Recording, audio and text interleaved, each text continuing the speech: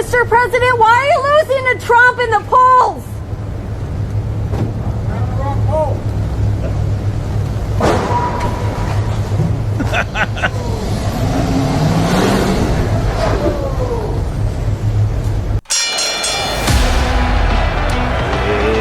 Ladies and gentlemen, your attention, please. Just catching strays over here. You're in for a hell of a show. Keep the faith, hold the line, and own the libs. It's time for our main event. Welcome back to the Ruthless Variety Program. Fellas, what a way to introduce all of this. We've got a big show for you today. Huge show. Before we get into our opening clip, you'll notice an additional cast member here. Mary Catherine Ham joins the fellas. Welcome. Thank you. Thank you so much. I feel like Thank you're you just so kind much of for being here. part of the crew here. Oh, that's such a compliment. Yeah, well, I hope so. I appreciate it. People- I'm always happy to be here. People take it both ways. We're going to get into a lot of fun stuff today. I know. We also have the chairman, Jamie Comer, with us today as a guest. He's going to be outlining what it is that he's found in the context of his investigation. We've talked about it a lot over the last few months, but we finally said, well, let's just go to the stores and have him lay it out. You will be shocked to find out the Washington Post, New York Times, and the Associated Press have not covered many of these things. I'm shocked. Unanimously considered. Nothing burger. Nothing burger. Unanimously. So I think you're going to learn some new things, to be honest with you, unless you're, sort of plugged into conservative media like we are. There are many things that are going to come up that you have heard for the first time, because you certainly wouldn't see it on your local news. This episode is like cheating on the advent calendar. You're opening your Christmas presents early. We got Mary Catherine Ham. We got Jamie Comer. This is a banger already. Lucky you guys. Yeah. Advent adultery. That's what we aim to do here.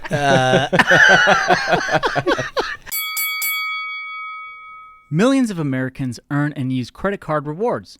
A few big box retailers want to take those rewards away, rewards we use on groceries and school supplies. The cash back to save on gas and grow our small businesses. And travel miles we use to make memories. The so-called Credit Card Competition Act would eliminate credit card rewards. No more travel miles, no more cash back. When lawmakers help mega retailers line their pockets, we pay for it. Tell your lawmaker to vote no on the big box bill. Visit handsoffmyrewards.com to take action today. We're going to do a whole bunch of stuff. Let's start with the top there. So what you saw was President Joe Biden coming out of his campaign headquarters in Wilmington, Delaware, asked I would say a fair question about why it is that he's losing every poll by a margin. And he said wrong polls, at which point a vehicle crashed into the motorcade at some point. It's just like, how many levels of perfection can there be where he's like aloof, not knowing what's going on, losing in the polls. His campaign, right outside his campaign, it's a car crash. Just a mess. It's like the closing credits in Veep, where they're scrolling the credits, and then there's a funny joke at the end where some catastrophe happens. And also, like, his campaign headquarters is the credit card headquarters of the world. Wilmington, Delaware. When Americans are facing more debt and worse economic conditions than many people have seen in their lifetimes. Like, there are people who are voting for the first time who've never seen an economy this bad. And he's like, you know what? Let's open up my campaign headquarters in, like, the world capital of debt. Sounds like a great idea. Very apropos. Very apropos. But, I mean, look, MK, this is kind of what we come to expect out of this outfit. Every single time there's any sort of public appearance by this guy, there's an embarrassment to be had. Well, I do want to congratulate that reporter, whoever it was, on the what about your gaffes in energy there. Isn't that something? Because we haven't had that often for a Democratic president, and I want that energy. I want to hear that. What about your gaffes? She really put something into it. Do people remember the what about your gaffes thing? Yeah. Real ones from 2012. Yeah. Real ones. Which journal was that, Ashbrook? Rucker, right? So Was that Rucker? It was Phil Rucker and Ashley Parker. Governor Romney. Damn, even Parker jumped in on that? Yeah. Governor Romney. Name What about names. What about your gaffes? Yeah. So I like that energy, but yes, you're going to have a calamity anytime this guy sets foot anywhere. And by the way, this isn't the first weird thing. So the motorcade gets hit or whatever's happening here. The national Christmas tree fell down. Yeah. It's the war on Christmas. And nobody reports on it because it's like everything is disaster. Nobody even mentioned it. Nah. Imagine if it was a Republican, they would have said, this is emblematic This is of an what's omen going on in our country today. on a backdrop of an economic disaster. Exactly. Well, look, there's a lot of things going on. What's going on well is what we've been doing here on the Ruthless Variety program. Very kind of all of you to be ordering all of your Christmas goods. Speaking of which, I got to hit up the sweatshop after I am done with the program. Well, you got to put your order into some Michael swag. because he has to get his Duncan knitting. gets a fair pay for fair days of work. Yeah. Okay. So these- Fair enough. Yeah. Don't go after me for defamation. I'm going on strike. because the 15% off has really driven a lot of sales. I don't know if we can actually promise delivery before Christmas at this point, though. No. You know, That's why I came straight to you. Yeah. Get to sewing, buddy. Because I think it's important for people to understand. Yeah, seriously. He does not even use a sewing machine. This is hand stitched. No. Can you stitch Michael faster? Duncan himself. Parody. You should see it. He got his little thimble on his He has a thimble. thimble, and he's just there doing his knitting and With a his cross stuff. stitch. Sure. Let me know if you need anything monogrammed. So I have a semi-serious issue, fellas. One of our totally awesome minions, like one of the best listeners that we've got, is a state senator down in Kentucky. Oh, yeah. Yes. And the state senator, her name is Amanda Bledsoe, and she's just a world-class human being. Very, very good at her job. People are very lucky to have her. She's also a horse person. I can only imagine that part of her listenership here has been an intrigue into your interest in fighting horses, because she herself is a horse person. Mm-hmm. There was an unfortunate incident last Friday, and I mean this sincerely, like this is very, very rough, where she was with her horse that hoofed her in the face. Oh. That is serious. She got a straight hoof to the face. Ooh. And I mean damage. So most people, for those of you not around horses very often, if you get a back hoof to the face, it's usually fatal. dead. It's Yeah. usually dead. But more likely than not, there's like permanent brain injury and or like cerebral, paralysis. It's or things extremely like serious. that. Fortunately, she's been in the hospital all weekend. Fortunately, she's responded very well to treatment. Was in surgery. She does not have any brain issues whatsoever. In Thank fact, God. has come through this entirely well. Cerebral stuff all looks good. Obviously, there's some cosmetic work that she's got to have done by getting a hoof to the face. Mm-hmm. But, I mean, she's a listener to the program. I can't help but notice that a horse has attacked her. And I hold Smug accountable for this. I was just going to say, I think it's feel his like fault. it's your fault. No. Yeah. So here's the thing is, I think this is a very common situation. This is a very good person. This is a person who took care of horses, loved horses, treated them well. I've seen this many times. I've seen a lot of people who, the thing is you treat horses so well. And I've said this a lot. People think like owning a boat is like a hole in your wallet. Get a horse if you really want to feel that, because this is They drain your cash. They drain your cash. You can't trust them. Sometimes you have fun. But at the end of the day, look, I mean, this is a prime example. Like, they have zero loyalty. I don't care if it's a dressage horse. I don't care if it's a wild horse. You can't trust them. This is clearly a very good individual and a loving individual, provided a wonderful home to a horse, and look what the horse does. And look what it does. But we can't help but come back to your point, Smash, which is the animal kingdom is on the rise. No, they really are, and that's why you have to exert dominance every opportunity you get. It doesn't matter what the animal is. You have to show you're in charge. And Smug often does, and that's why he's been a leader in our movement for years. Wait, is your microphone falling apart? I think so. Oh, geez. Look, we've got somebody, I can't help but think that Nikki Spaghetti did that on purpose. Am I back? Yeah, you're back. I'm back. Oh, there you unfortunate. go. Well, all I was going to say is Michael Duncan's sweatshop could use a little more glue. So if it comes, You're running dry. look, if it comes to that, I'll take it. Yeah, well, so it goes out to the Bledsoe family. If you'd like Smug to come down and take care of that horse, Happily. he can do that. Yep. I don't know where everybody comes down on the fate of the horse, But if it needs to be taken care of, we'll take care of it. Listen, I would love a stuffed horse head over my fireplace. And here, especially one that deserves it. Here's how Smug does it. He drives a white cart out onto the field. He blocks the horse from view of the cameras. He administers the euthanization, and then the horse goes into the back Listen, of Smug's the cart and horse takes is it. kept comfortable. It's kept. And then I consult the veterinarian. You'll notice, as a responsible public figure, I have not yet had enough bourbon to jump into this conversation. Well, we can remedy all of that and more with our next segment, Mary Catherine. Anyway, hats off, honestly, to Amanda Bledsoe and her family. I know it's a really tough time. We make light of it because we know you want to laugh in this particular circumstance, but we know that's also a tough Truly thing to praying recover for from. you and can't wait to hear And thanks for Yes, listening. terrible. Thanks for being a big fan. We appreciate it. We're going to send a little something your way. So glad to hear she's recovering. Yeah. Yep. Yeah. So look out for that.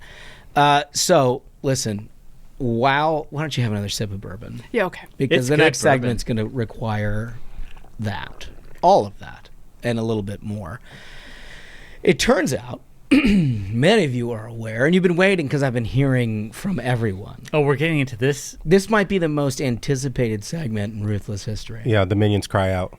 Everyone cries out. I went to a party Saturday night, and they just people just looked at me, just with a big smile. They're like, what are you guys going to do? You know, it's a very wild segment when in size 500 font at the top it says legal note.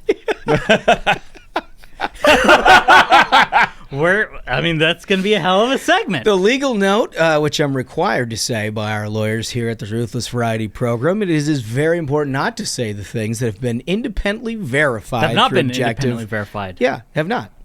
Through objective. Did you hear it otherwise? I missed it. They have not been independently verified through our own reporting. It has been what everybody else has reported and frankly seen on the internet, which is, I think we're going to spare people the images. No, because- let's spare ourselves the images. But that's because we're a So, like, family program. I was in an incredibly fortunate situation where I thought at the time I was dealing with chores that I hated. And then that led into a day of football. And so I'm missing out on all this, like, insanity where a lot of folks apparently had to view the, like, uncensored footage, which is all over Twitter. Well, our boy Foldy basically broke the story. He did. And then there was immediate follow-up of the story by the Daily Caller, which in the story that we're talking about is, shall we say, Even though all of you know. Everyone, like, that's the wild thing. You Like, know. Everyone knows. is about Ben Cardin's staff having sex inside the Senate and making a Committee hearing. mockery of this country. yeah. I mean, it's unbelievable. But the Daily Caller then published the video of the encounter, which if you haven't seen that, don't, because Don't. to be honest with you, it's a little less violent than I would have preferred. Like, the whole thing is like very uncomfortable, very uncomfortable. And also, it's like, you know what? When I think about romantic places, like, dead last is a Senate hearing room. Yeah, Like, yeah. dead last. yeah. Well, Maybe your kink is markups. I don't know. Like, oh my God, nothing like sequestration. many people are saying that there's nobody that's been hammered in that committee hearing room since Brett Kavanaugh. Oh my God. Jeez. Yikes. I'm going to have another sip. Many people are saying. But so what we're talking about, according to the Daily Mail, is a fired Democrat senator's aide, 24, who made a gay sex tape in the Senate, and he could face criminal charges after X-rated clip swept the internet. It's slammed for implying he's the victim. Yeah. So let me just read, and then we'll get everybody's reaction to this. So I just want to set the stage a little bit. A Democrat congressional aide who was fired for filming a gay sex tape in the Senate is facing possible criminal charges after his X-rated clip swept the internet. Aiden Macy, how do we say this guy's last name? Soropsky? I don't know. Soropsky? Yeah. I don't know. He's hyphenated, right? Yep. Yeah, it's a red Macy flag. Soropsky. It's a red flag. Good point. I love it. MK drops that. The hyphenated red flag. Good point. Well, there it is. He's 24 years old. Apparently had access to this joint and was fired by Maryland Senator Ben Cardin Saturday afternoon, less than a day after a lewd video showing two men having sex in a Senate hearing room was exposed. The Capitol Police are reportedly now investigating the explicit incident, which occurred in the same room where Supreme Court justice nominees are grilled by senators. The aide, who appeared in a 2020 campaign video with Joe Biden. You gotta love that. I mean, this is so... let's come back to that in a sec. This is so good. Already sparked backlash as he released his own statement on LinkedIn. Which is like, if there were any way to make this more degenerate, it's the use of LinkedIn. On Friday night, alleged that he's being attacked for who I love to pursue a political agenda. Well, there wasn't much. I don't know. Let's get into that in a minute. Well, some of my actions have shown poor judgment. I love my job. I would never disrespect my workplace. Like is having butt wild. sex on the dais. Because that definitely didn't show any disrespect whatsoever, allegedly. Any attempts to characterize my actions otherwise are fabricated, and I will explore legal options that are available to me in these matters. While the embattled staffer says he's considering legal action, he may be joined by the Capitol Police as they are reportedly looking into whether he broke any laws. Those could include trespassing and obscenity.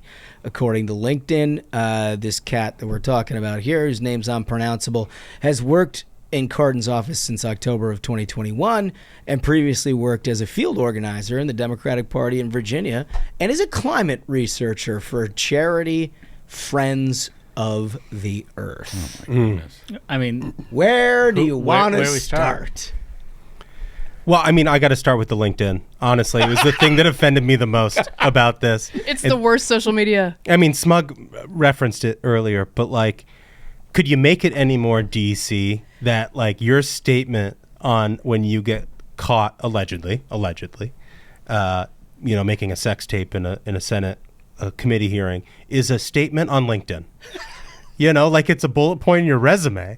It makes no sense. And easily the most notable thing that's on LinkedIn, right? Yes. So it's just going to populate to the top of that situation. Well, it's like I can understand having to put out some sort of public statement, and maybe you have to put that out on Twitter or whatever.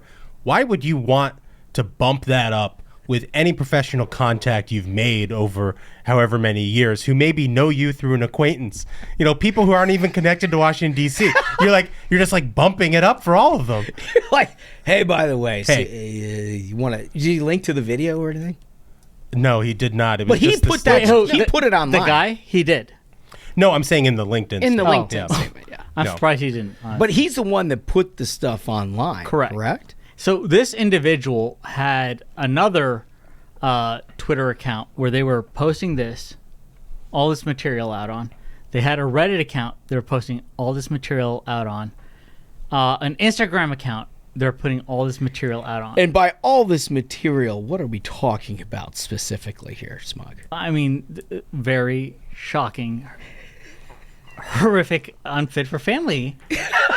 Okay, all right. Kind of thing. Since Smug won't describe it, I'm going to describe it. And if you're riding maybe in the car with kids, maybe you turn this part down.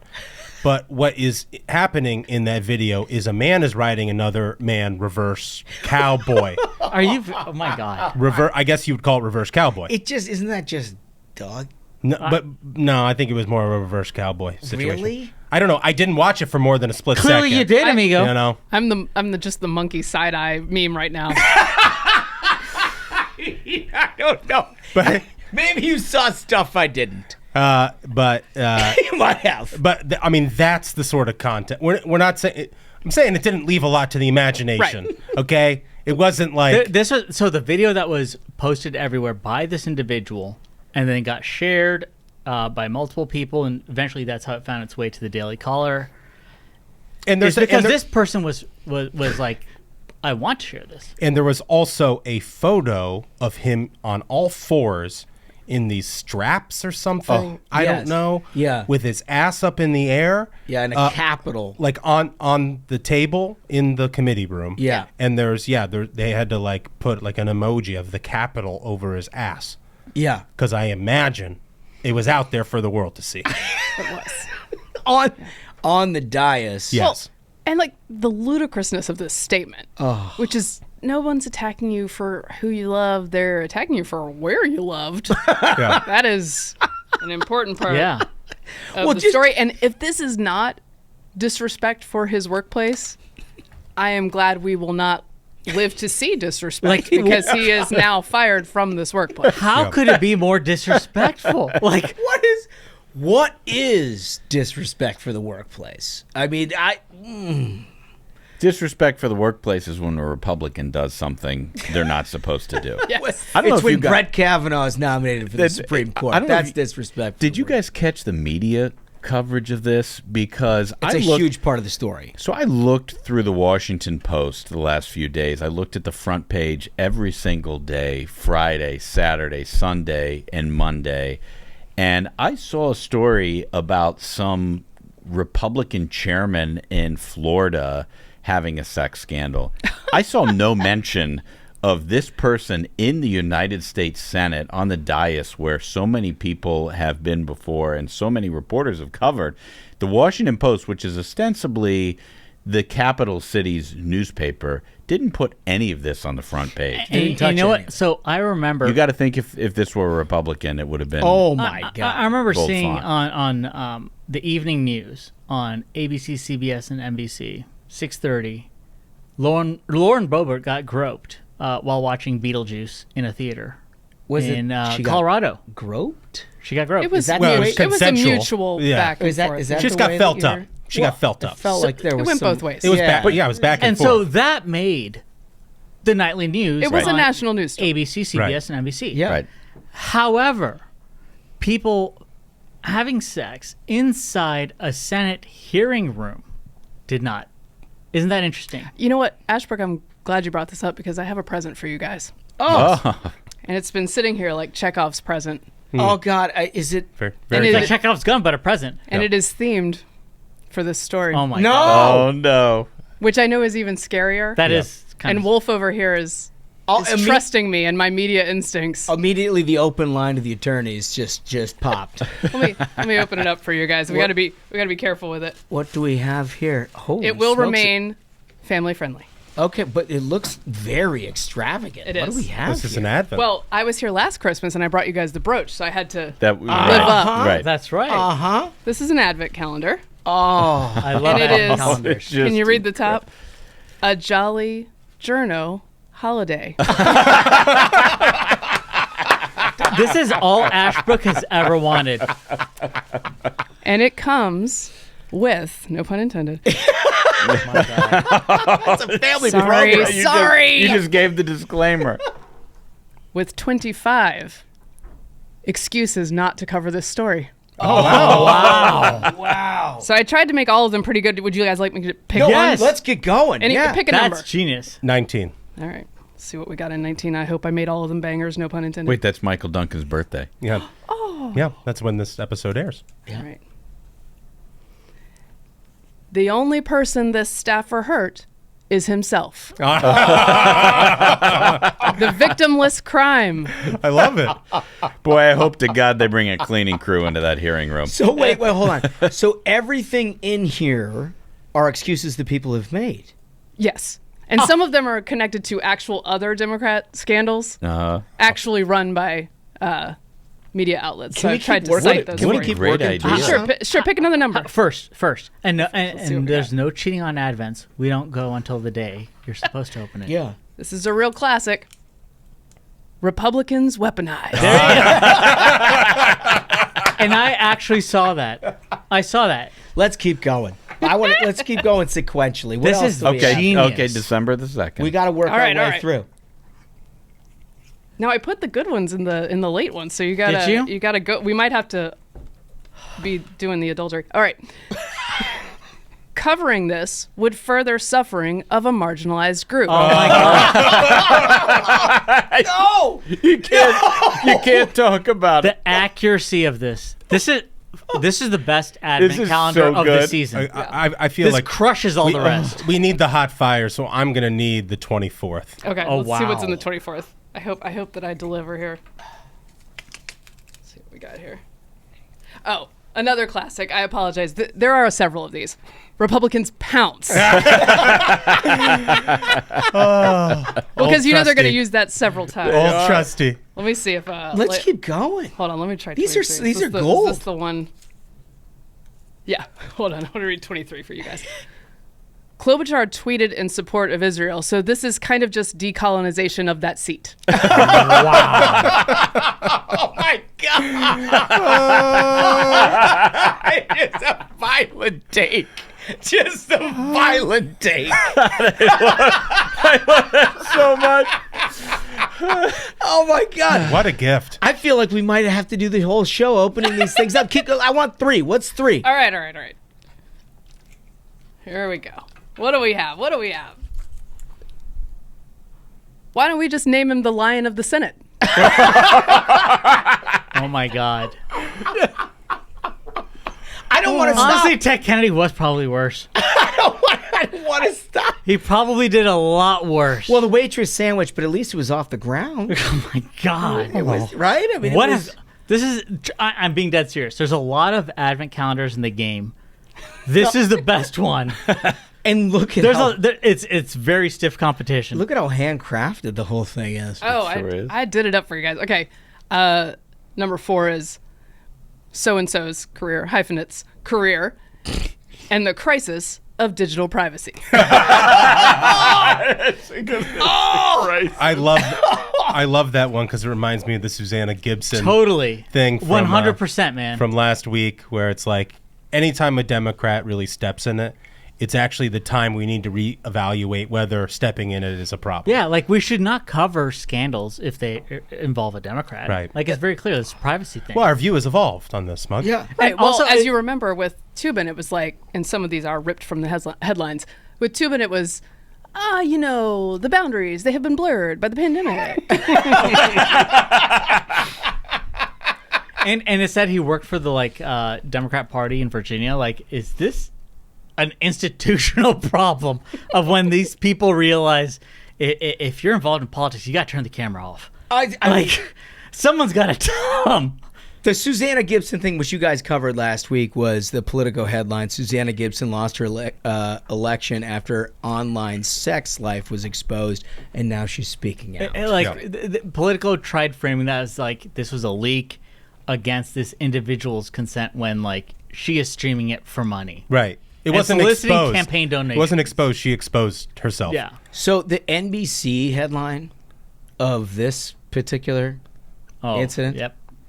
Senate staffer alleged by conservative outlets to have had sex in a hearing room is no longer employed. Oh, alleged. Because here's the thing is when there's video that this individual put out there, it's alleged. By a conservative outlet. Yeah. I mean, that's the thing is A conservative outlet, so that's got to be fake news. It's not just enough to not capture news that doesn't fit your narrative. It's enough to try to malign the news that doesn't fit your narrative. Correct. And so by a failure to report anything, if it becomes big enough where the guy's like, hey, buddy, we're going to need some clicks on this thing, then that's the headline you come up with. Well, and I believe that story had his admission in the story. So it seems like allege is not the correct word. And I want. He's like, yeah, I did it. I want to point out. So Politico said Cardin staffer linked to sex tape leaves Senate. Leaves. He was linked to it. Oh, he So left. he knew one of the people that was in it, and he decided he'd leave the Senate. There was certainly a lot of linking. There's no question about that. I saw that. I mean, how incredible is it the way that Ashbrook's friends rush to save Democrats? That they're like, Cardin staffer linked. Linked. Who was linked to it? So the rumor going around, and this is just a rumor, the rumor going around is that this all took place on December the 13th, at 11 a.m. What? a session day. Are you being serious? The room, Really? The room was reserved under the name of Senator Ben Cardin. So I'd heard that it was reserved by Ben Cardin. So the question is, number one, it's on him. Wait, hold on. This is all alleged. This is the rumor going around. For those on background of us sources who don't know how these things Wow. work. These committee hearing rooms house a lot of different things. There are Right. some the very Well, important clearly hearings- they do. you can have a cocktail for a charity. You can have a lot. cocktail for someone's retirement. A lot You of different can- cocktails you can have.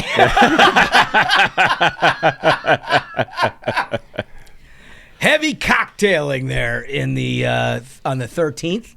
On the 13th. So with that in mind, with the 13th in mind, I'm wondering if MK would open up December the 13th on Wow. the Advent calendar Sure. and Oh, see there what you that go. says. Let's see what we have here. Let's see. The 13th. My God. I love that all of this is unplanned, by the way. I'm being attacked for who I love. So classic. So classic.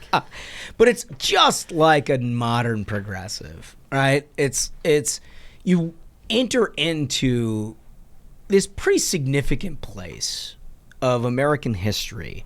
And like most of us, we've talked about this a lot on the show. For those of us who work there, you have a certain reverence for the Senate, for the Capitol, for any institution of government because of what's come before you. And you know that like there's a heavy weight of American representation there.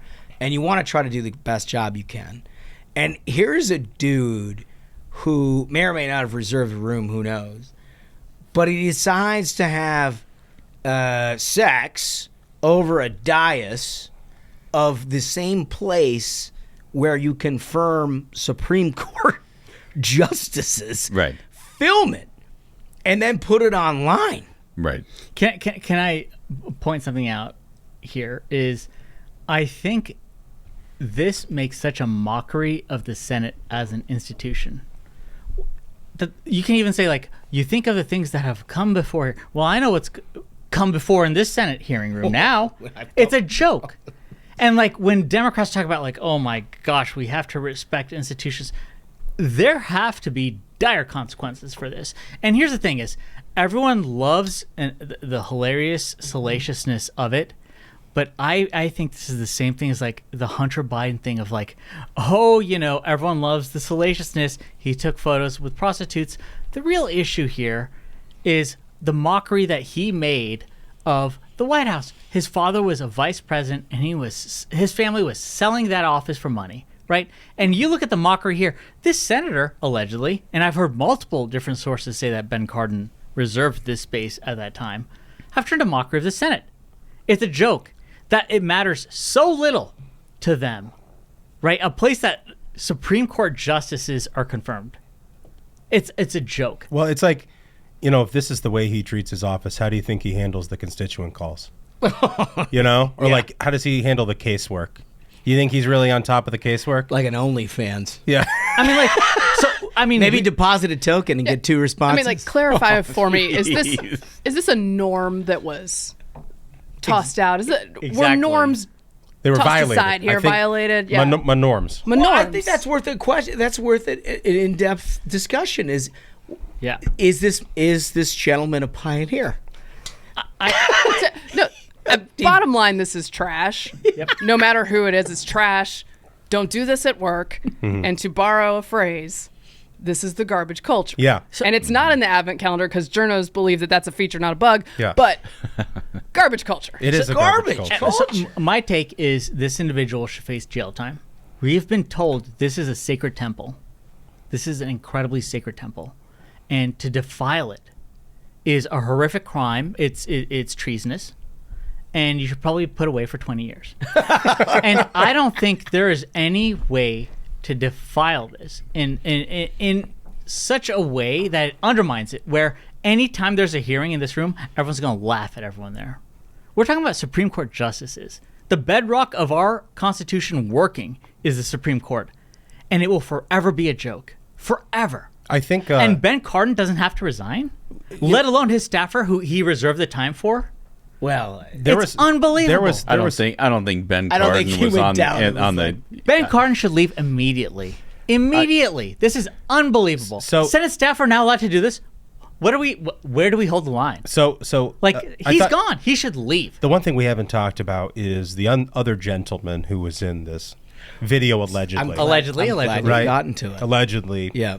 I saw some reporting that said that he was he formerly worked at the German embassy or something. He's a foreign national. And- Well, he referred You gotta be kidding to me. some anatomy as a German anatomy. and I think he left there and he was in grad school or something. But like, how does somebody like that get access Bingo. to the Capitol? Like, I would assume that this staffer who is now been fired had to have brought his key card to the front and got him in through security. That's right. So No that's question. the thing is, again, everyone wants to talk about the salaciousness and that this is a joke and funny, but that's the thing. That's the heart of it. Like is- he brought this guy in to the Capitol to have sex with him.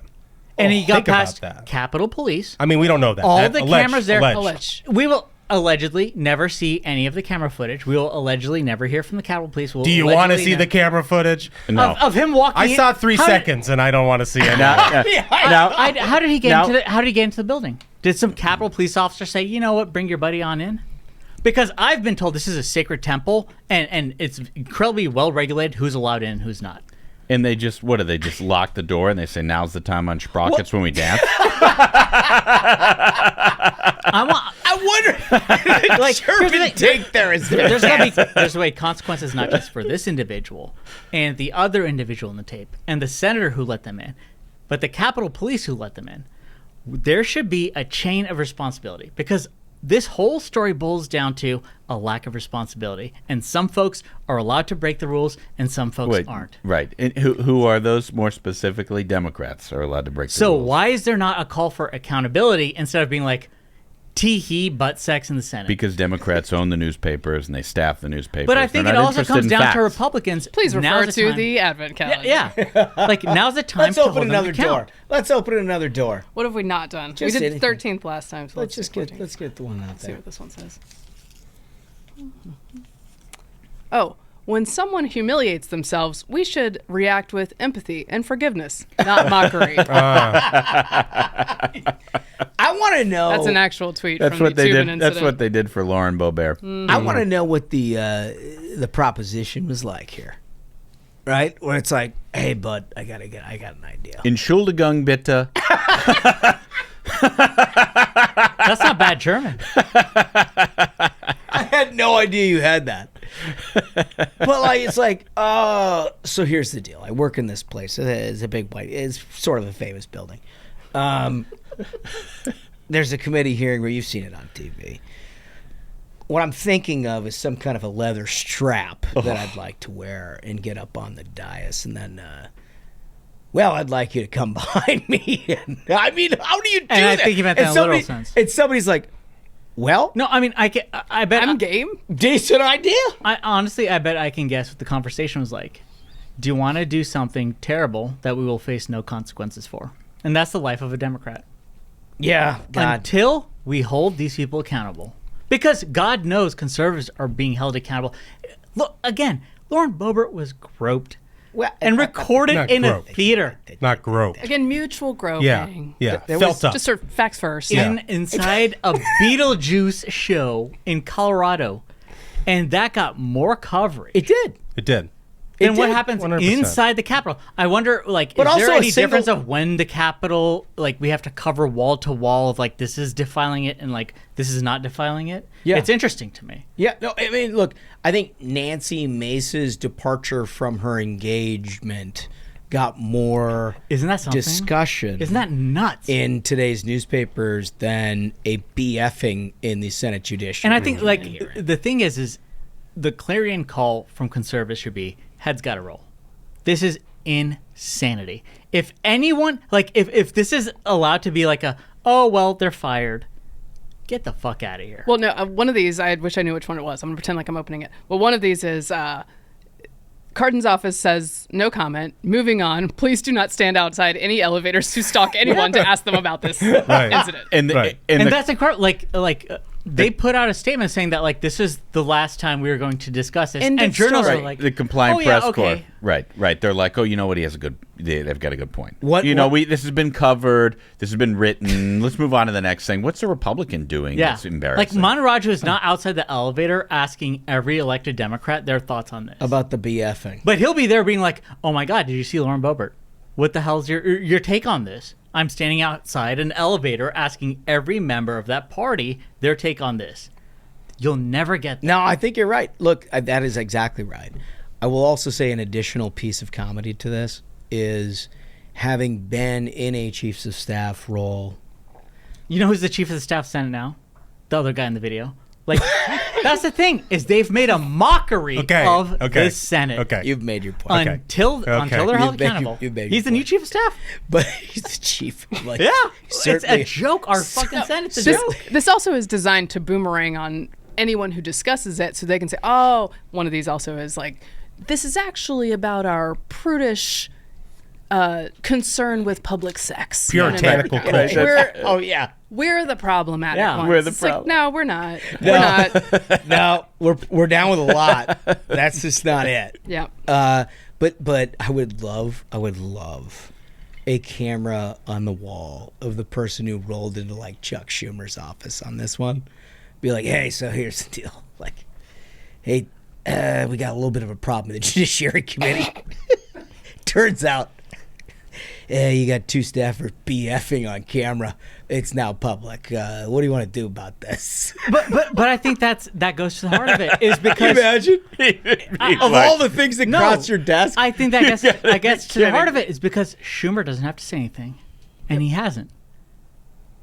No, I mean your point is the right one, but I think that's what I was trying to illuminate. What But would you somebody like- did have to have that He is conversation. completely unbothered. Right. Schumer is making more donor calls. I will never forget as He's long as I never live. ever gotten any flack on this. I will never forget as long as I live. One of my first serious things, because my boss had gone out of town when I first was in the leadership office in the Senate, and I had to deal with this. So I fielded the call of a roll call reporter, which typically doesn't cover these kind of things, asking a question about Larry Craig. And he's like, are you aware he was arrested in Minneapolis airport for soliciting gay sex?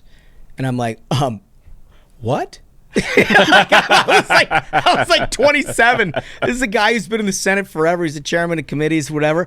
And I remember having to Wait, that went down in the Minneapolis airport? Oh yeah. Yeah, remember he said he had a wide stance? Yeah. Wide, Did they build I'm a wide guy. Did they build a new airport since? Because the airport in Minneapolis is phenomenal. Yeah, no, I didn't know it's got that going on. They've done some renovations, as you might imagine. That was quite a while ago. Did they put up a plaque there?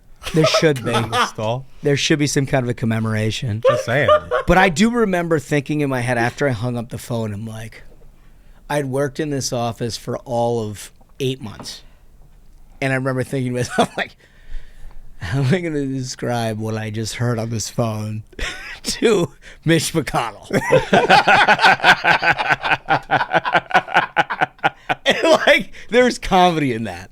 There is comedy in that. I don't know. The difference is that we immediately had to get on it and call for resignations and do whatever. Right. And Of Chuck course. Schumer does exactly what you said, which is that never happened. Back to donor calls. It's Christmas time. We'll just move right past this. Yeah, no problem at all. No problem at all. Anyway, that's enough with the BFing in the Judiciary Committee. Transitioning on. Little horse race update. This is clearly becoming interesting. a very interesting dynamic here, because there are two things that are happening simultaneously that may or may not be significant. Trump holds a very big lead nationally and in all of these states. But there's two little pieces of information that have perhaps significance as we go along. First is this story. This is from Axios. Trump maintains an Iowa stronghold. Haley gets boost from New Hampshire poll. As former President Trump continues to dominate in polls in Iowa, former UN Ambassador Nikki Haley got a boost in New Hampshire among likely Republican primary voters, according to new polling. New Hampshire Governor Chris Sununu endorsed Haley as a Republican presidential candidate last week. And what happened was, we look at these polls. I don't know if it's because of the endorsement. I don't know what happened. But all of a sudden, Haley goes from the low teens all the way up to 29. Yeah, it's pretty strong. 29. Which is, for those of you who've been listening to us talk about this horse race all along, when we said since somebody enters that high 20s piece, all of a sudden you got to pay attention to that a little bit. Because that's a different thing when you're talking about a ubiquitously known former president of the United States, and he is at 44. Yeah.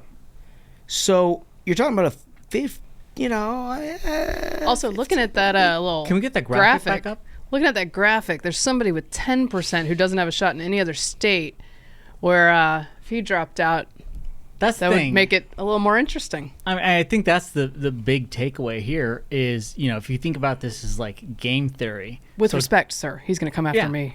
Yeah, you're gonna get she's that. For audio-only listeners, she's referring to Chris Christie, who comes in here at 10%, DeSantis at 11%. But yeah, I mean, like When Trump's at 44, Haley's at 29, DeSantis 11, Christie 10. It's like, This is the shock poll. If you're hoping for consolidation, This is the first poll in 1 year, close to 1 year, that I've seen that is a potential game changer if it's right. Because what you've seen is a total consolidation, at least in the state of New Hampshire, around Nikki Haley of people who are not comfortable with Donald Trump. And Donald Trump's number has been remarkably the same in New Hampshire. So, like, his 44 is 44. Can I take a victory lap that I was ridiculed and attacked for? The clout of Chris Sununu in that state is nuts. Wait, are you That guy has serious pull. I've been telling people for a while. This is I was attacked unbelievable. when we were at the RGA thing and I'm hanging out with Chris and everyone's attacking me for it. I was like, this guy's got a lot of pull in New Hampshire. I told him that. This is And everyone's like, what? Smug, let's attack Smug. this is the best I fictional told account. everyone this for a while, and now we've got the data to support it. My takes are always right. Yeah, I also said that Nikki Haley would be at 29%. She in called me this. too. It's weird. I Huge. said that last week, and I Everyone was ignores ridiculed. the truth I've been ridiculed and harangued. and attacked. Yeah. Yeah. Look, obviously this is huge news for Nikki Haley, but again, this is New Hampshire. It is obviously a very different electorate, not only from Iowa, but a lot of other states that are going to play a large role here in the beginning of the Republican primary contest. Not a lot like Nevada, not a lot like South Carolina. Independents and Democrats can cross over in this primary and vote in the Republican primary. So when a poll says likely Republican primary voters, it's not really Republican primary voters, it's also independents and Democrats. So Nikki Haley's going to do very well with that audience because she's seen as more of a moderate candidate. But I think there's a lot of value in that. Certainly, certainly. But here's the other thing. Obviously, President Trump is dominating this field. Even though Smug spent a lot of time talking the governor of New Hampshire into endorsing somebody other than President Trump, I do think that he is dominating the field in a way that's going to be very difficult for someone else to overcome. For the record, the whole time I was asking him to support President Trump, and Ashbrook and his journal buddies attacked me. I mean, look, if you want brass tacks, here's the brass tacks. We have said from the very beginning that somebody needs to make a move to consolidate a whole bunch of non-Trump voters before Iowa and New Hampshire in order to make a case in South Carolina that gives you the opportunity to go into Super Tuesday with basically a mano a mano if this is going to be a race. It has looked really a lot like the fact that that was never going to happen. And Iowa is a place where I thought there was a lot of opportunity for that to happen. It has been DeSantis' stronghold. That's where they put all of their resources in the last 3 months. And he, at one point, looked like he was going to start rising in the polls on that. Now, he's still clearly number 2 in Iowa, but the discrepancy between Trump and DeSantis is pretty significant. The discrepancy here, and granted, it's a big number still. We're talking 15 points. But we haven't seen this since last February in any poll. Been a while. Where somebody has been under 20 on Trump. Does that make a difference? Especially when like the rest of the field is well above 20. Like, Yeah. in theory, again, in game theory, like a candidate dropping out and endorsing this individual, and you have 100% of their supporters following that endorsement. Well, Yeah. I mean, I think her super PAC has become the number one IE spender in the presidential race as of this week. Really? Wow. That's right. I think she's got the biggest volume on Yeah. there out of all the candidates. And, she's running like pro Nikki Haley stuff in New Hampshire, and they're running a lot of negative on DeSantis in Iowa. Mm-hmm. I worry that like this is like trying to like draw an inside straight, though. Like I do worry about that with Nikki. I understand the strategy of it. It's like if you want to go mano a mano, you got to make it mano a mano. Mm-hmm. But a strategy in which her and Ron DeSantis finish a distant second, third in Iowa, and then she comes close in New becomes a Hampshire. fait accompli. It could become this race could be over. Yeah. And if you look at the fave within the Republican primary, I'm not saying the Republican primary in New Hampshire where independents and Democrats can also vote, but actual Republican primary voters, I mean, DeSantis has like a 20-point approval higher than Nikki with a broad swath of Republicans across the country. So I guess, my question is, outside of New Hampshire, like where's the runway?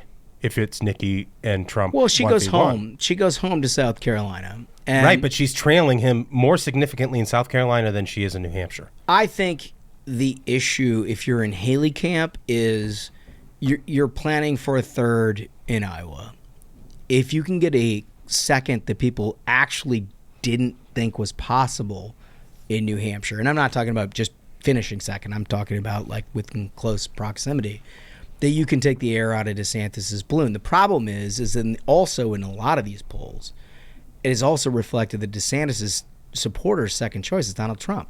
Mm-hmm. So, like, we've become it. This is to your point. That's what I'm saying is she's actually strengthening Trump, and we played I think last week the attack ad on DeSantis her super PAC is running in Iowa. I got to tell you, no one who watches that is like, I'm going to vote for Nikki Haley. They're going to vote for Donald Trump and not Ron DeSantis.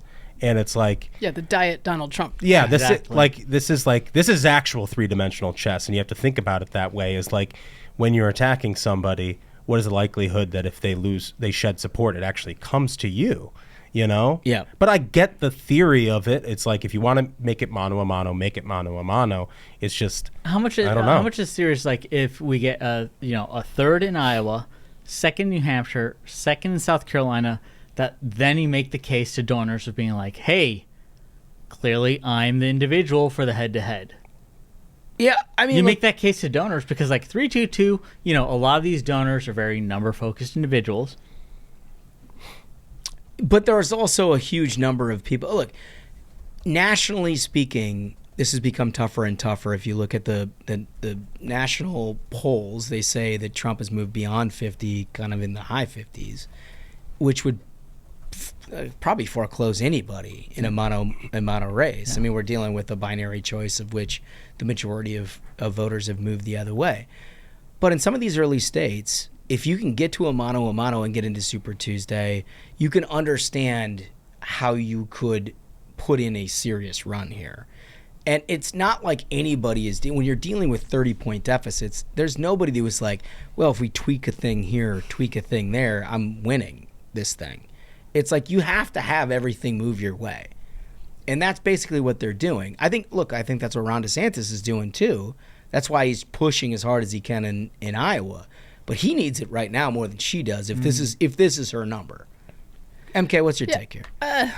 I've been riding the black pill roller coaster. us too. Welcome. I'm with you guys, and I feel like because of that, my tendency is to think they're all going to split these first three states in a way that makes everyone seem viable, so that both candidates who are not Trump can make an argument to donors that they are the other person to go mano a mano, and that argument won't be wrong, right? Yeah, it could be correct, but it gets you in a bad situation, and the old man is correct.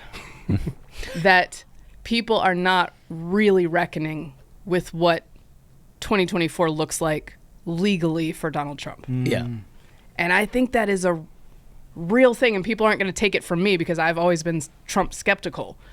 But you don't have to lay down your vote for a guy who is in this situation. Like, there are other opportunities. There are other things to do. And I wonder if voters will make that calculation at some point. We've also been waiting for a poll, though. Yeah. You know, I mean, look, Ron DeSantis, I think people were in a situation in February of last year when you showed a neck-and-neck race nationally between DeSantis and Trump, where there was at least 20% of the electorate that have since gone away from Ron DeSantis that were looking at this the way you are. But there's a whole bunch of Republican voters who look at this as along for the big win. And as long as this guy has got a 20 to 30 point lead on everybody else, why am I taking a risk here? Why am I going away from that? And those in the head-to-heads with Biden, I understand why people go, Right. well, maybe there's no reason to move. Well- Except there are reasons. There's Well, 91 reasons. I mean, And again, To like consider you brought that. up, like Duncan also brings up, is the independent voter thing. is what yeah. I terrifies mean, me. if you look at the polls, the Ipsos poll, that New York Times Siena poll, you're looking at double-digit movement among independents away from Donald Trump if he's convicted in one of these cases.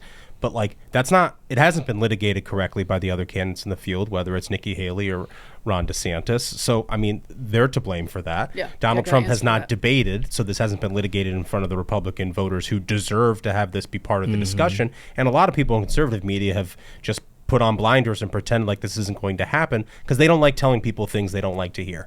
And unfortunately, those three things in concert, I think, has left the Republican primary voter very ill-informed at what the risks are here. I think that you're entirely right. Wow, that's very good. You're entirely right. But I also think, just in a more macro level, if you are concerned about independent voters enough that we've talked about and some of that resonates with you, look at the one place where independent voters are showing up. Yeah, It's New Hampshire. that's the thing. So when I Right? saw So, that's like, the thing is- this is actually proof in the pudding. It's not, this isn't just speculation. This is the one spot where you're an independent, but you are motivated enough to go participate in a Republican primary for presidential election, and you're not going with Trump. Like, that's something you got to figure out. Because it was the opposite in 2016. Who Yeah. did the best with independent and moderate voters? it was Trump. It was Donald Trump. Yeah. A lot of people don't remember that. It's Yep. wild. Yep. And like, again, like I think Duncan's been a tremendous resource on this because independent voters are so critically important to this process. They actually decide all of it, folks. They decide in pretty much every bellwether state, Senate races, presidential races, and just like Duncan described, in 2016, they were extremely skeptical of Hillary Clinton, and Trump won them, and that's how he cleaned house and destroyed the blue wall. Yeah. You know, like, you had a Republican win Wisconsin. Mm-hmm. You know? Michigan. And Hillary never visited Wisconsin. Mm-hmm. And so I think, like Holmes is mentioning, another layer to take away from this New Hampshire polling is, so independent voters seem to really like Nikki Haley. What is the information we should internalize from that? Yeah, I think that's right. The other side of this coin, though, is what's happened in DeSantis camp. Blew up over the weekend. This is a wild story. I think it is. Look, all of these things, and part of the reason you listen to this is because we work with all of these people. We know them. We spend time with them. We know basically everything there. To me, this is the most predictable story in politics. Wow.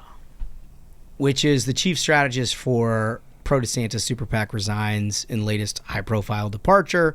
According to CNN, this all stemmed out of a Washington Post story that was printed where you had a whole bunch of people at the Super PAC Never Back Down basically claiming all kinds of improprieties. Jeff Rowe, who's the principal strategist on that, took exception to all of it and said, well, I can't work under these conditions and I'm out. I don't know what's true. I don't know what's not true. I'm not inside of any of that. I can take everybody's point of view. We can air that out at some point. I'm not going to do it now. But I will say this was a shotgun marriage from the absolute beginning. Mm. And you had a Ron DeSantis operation that came out of November 22, winning Florida by a historic margin. Very confident in who he was and who his team was and how they were going to go about prosecuting a case for president. And the polls reflected a neck-and-neck race. Now, you can't blame Never Back Down and all of that for the immediate dive. I mean, he waited until, June? Yeah, to get in that race? Yeah. So Sheen was going to come off the petty no matter what in that, which we've talked about, and we've been sort of critical of elements of that. But the fact of the matter is that when you're running for president, there is no place where you need to have people that you are more synchronized with, particularly in a super PAC world where you can't talk. Yep. You can't talk. They have to instinctively know what it is that you're thinking. So It's not a mercenary spot. I want to step back a step for our listeners who are not so familiar with how this works. Is you have your presidential campaign, and now typically you have the super PAC, and they're not legally allowed to discuss things with each other in terms of like strategy, yeah, ad buys, what such. creative we're going to run. And as we've discussed and informed our viewers many times, is campaigns from the candidate get better ad rates than a super PAC, right? So the thinking is, well, what if the super PAC, who's allowed to take unlimited donations, while a campaign has a regulated amount they can get in a donation, why don't we have the super PAC run everything except TV ads? Which is kind of like the theory behind forming this, where they were like, okay, well, anyone who donates to the DeSantis campaign is going to buy you the TV ads. And then when it comes to like ground and stuff, we'll have Never Back Down handle that. Mm-hmm. And so when you have a situation like this, it becomes even more fraught because Iowa is ground. Like that is a place where ground game matters. Mm-hmm. And now you've seen the former chairman, the previous, I guess, communications director, and now Jeffra, who I guess ran it and put it together, all have left. Mm-hmm. And we're just like weeks from Iowa. Yeah. I mean, look, I don't know if it ultimately changes how DeSantis makes his closing argument in Iowa. If anything, I feel like in the last couple of weeks, he's been a little more unbridled in his criticism of Donald Trump and the contrast he's trying to draw. And, there's plenty of campaigns that have been successful that have had pretty huge public blow-ups, and McCain comes to mind in 2008. But it doesn't instill a lot of confidence in what Never Back Down did. Culture. Look, McCain got his doors blown off in a general election. This is not a city council race. This is not a House race. This is not a governor's race. Not a Senate race. It's a presidential race. And you have to be absolutely convinced, because the press is going to, as a virtue of being a Republican, work every day to try to separate you from everyone else, particularly if you're a big name. And so you have to all kind of be in the same boat together and trust and know that you're all in this together. Okay? No, we have a system wherein, somewhat unfortunately, thanks to regulation in the independent expenditure world and what that looks like, one of the most important calls you make as a candidate is who runs your super PAC, and then you can't talk to those people anymore. Isn't that wild? Like that, and so I want to, on one hand, hold the candidates responsible for making that decision, which is the first decision. But it is weird because there's no communication there legally to govern that, right? But that first call has to be made right. Mm-hmm. Like McCain-Feingold is the most absurd. Like for folks who are into this, McCain-Feingold is the biggest piece of garbage that's ever been passed, which is essentially just like limiting the First Amendment, and that candidates are forced into this stupid ass situation of like, oh well, legally, you wire the money here and it gets paid here. Like, this is so stupid. On top of running for president, to have to worry about this ridiculousness. And a lot of, I've seen like journos are trying to frame this in a certain way of being like, oh, well, because inherently limits on the First Amendment, as we've seen in every avenue of our life, are more restrictive to Republicans, right? Democrats, by their nature, love big government and restricting their opponents and whatever from having free speech, because the Democrats love their small dollar operations. They love the way that they have the media and every celebrity and TikTok and everything saying 24/7, donate to Democrats, donate to Democrats. They love that system that they've already put in place, as we've seen across college campuses even. There's no escape from their message of just piping all your resources to Democrat candidates. I think the other thing that Never Back Down had to deal with, which is a little atypical for most Republican primaries, is I think you had the establishment media and the liberal media carrying a lot of water for Donald Trump every day to attack them. 100%. Like that's sort of a different thing. Like every once in a while in a Republican primary, you'll see like an MSNBC take suddenly a lot of interest in Republican primary because they want to attack the leading Republican candidate, make it difficult for them to win their primary. Right. I mean, that's what the media has tried to do for Ron DeSantis from day one. I mean, can I put a finer point on it real quick? We all went to the first Republican presidential debate, which Donald Trump did not show up at. Yeah. Just want to reiterate, he has not debated any of these other candidates in the field, and that's really weird. Mm-hmm. And, you know, all of the liberal media descended on that presidential debate. You had Ron DeSantis' team, you have Nikki Haley's team, everybody's out socializing. Where was the media? Where was the liberal media? They were in the back room of a steakhouse with Donald Trump's campaign. That was wild. They were in the back room of a steakhouse with Donald Trump's campaign. And he wasn't even debating on that stage. So doesn't that kind of tell you a little bit of where their posture was this entire primary? Here's where I differ from you guys on this stuff. Having been in it for 20 years, it's the most fucking predictable thing in the goddamn world. Of course. It is the most. If you're running for president, if you are the least bit competent, you know for a fact that if you are the one that they need to beat, they're coming after you. Right. And you need to prepare accordingly.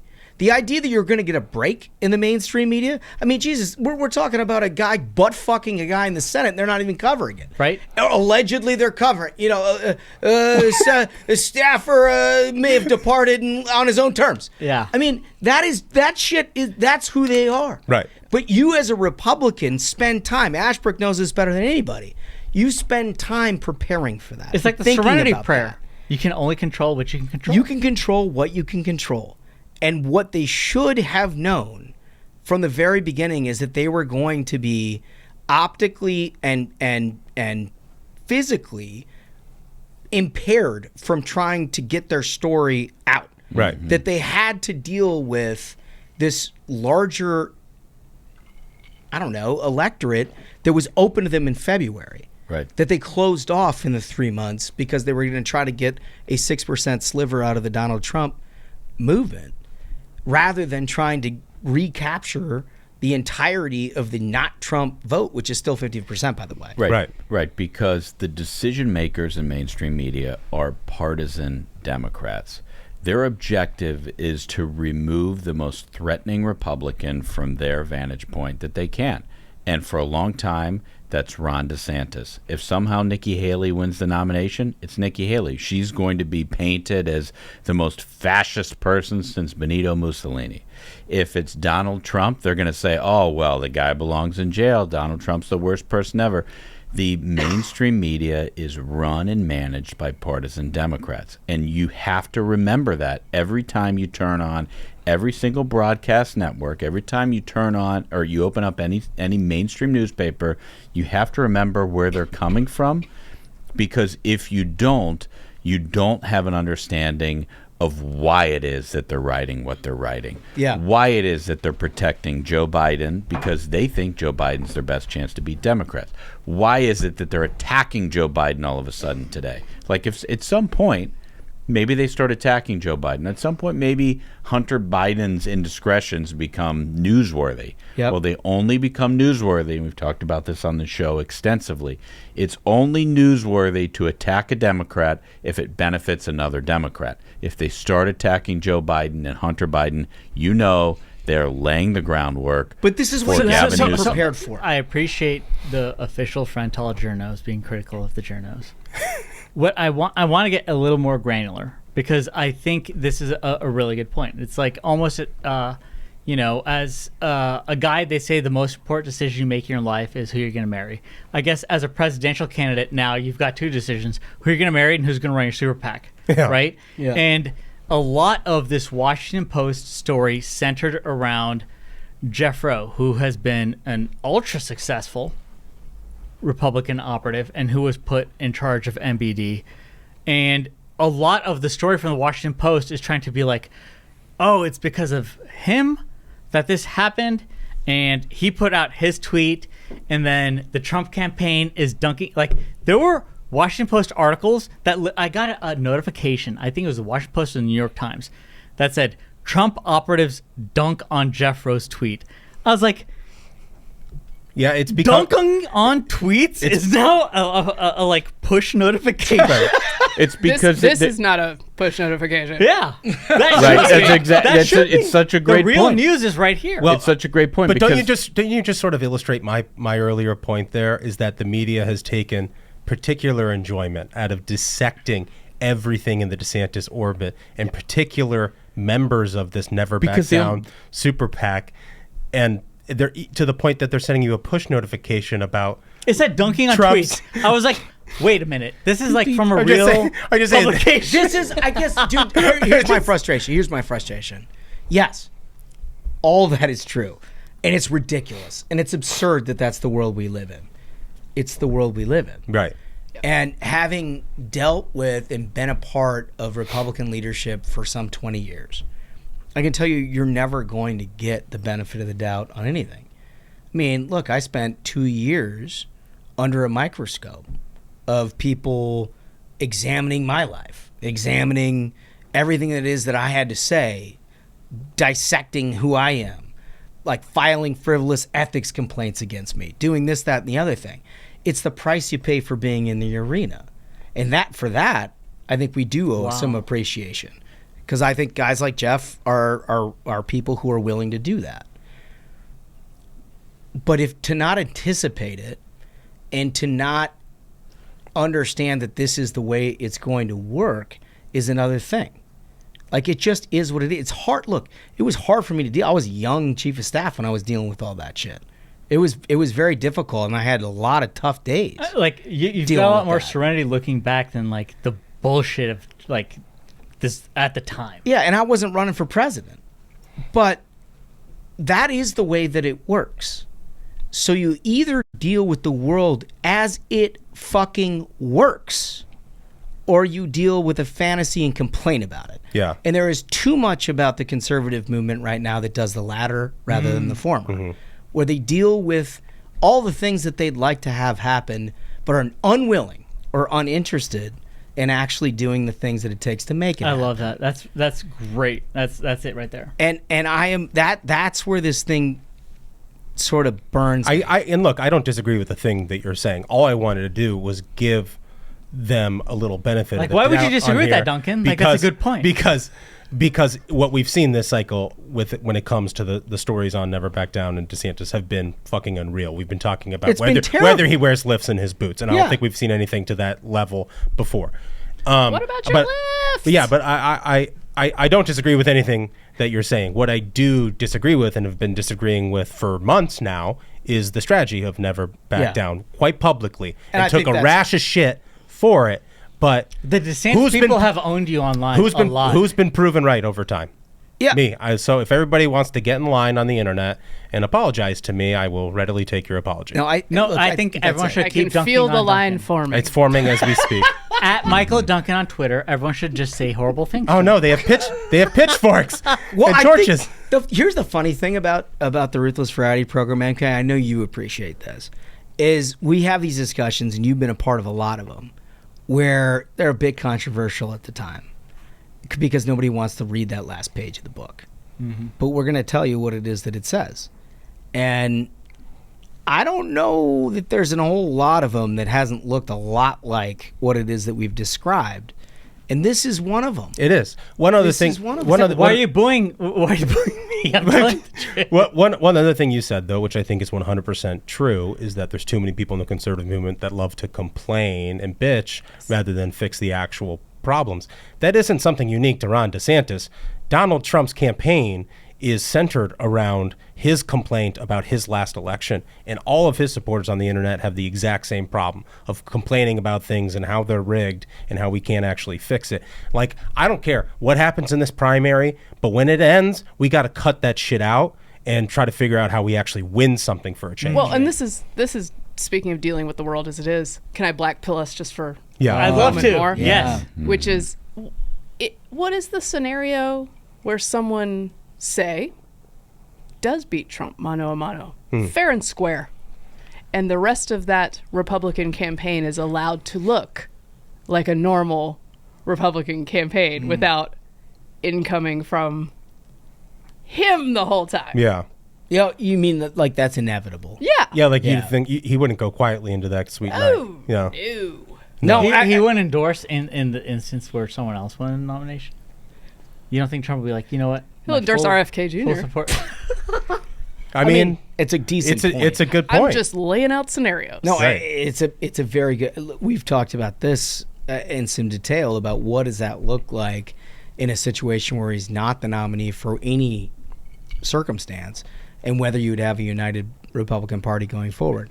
I don't know. In some ways, I think having watched a ton of different primaries, nothing like this, you're going to have a consolidation of a whole bunch of people who don't want Joe Biden to be president because they think he's done a lot of damage to this country. And I also think it opens the door to a whole lot of people who've not voted Republican in the last 3 cycles that did for the course of 20 years because they just want some competence back. And so I think the coalition changes a lot. But to your point, can you actually get over that finish line if you've got somebody that's chirping at you the whole way? Like, I don't know. It's certainly a challenge. Well, and I mean, maybe to every single listener in here who's like ride or die on Donald Trump and thinks even if he's going to get convicted that, you know, if it's somebody else, then we let the deep state win.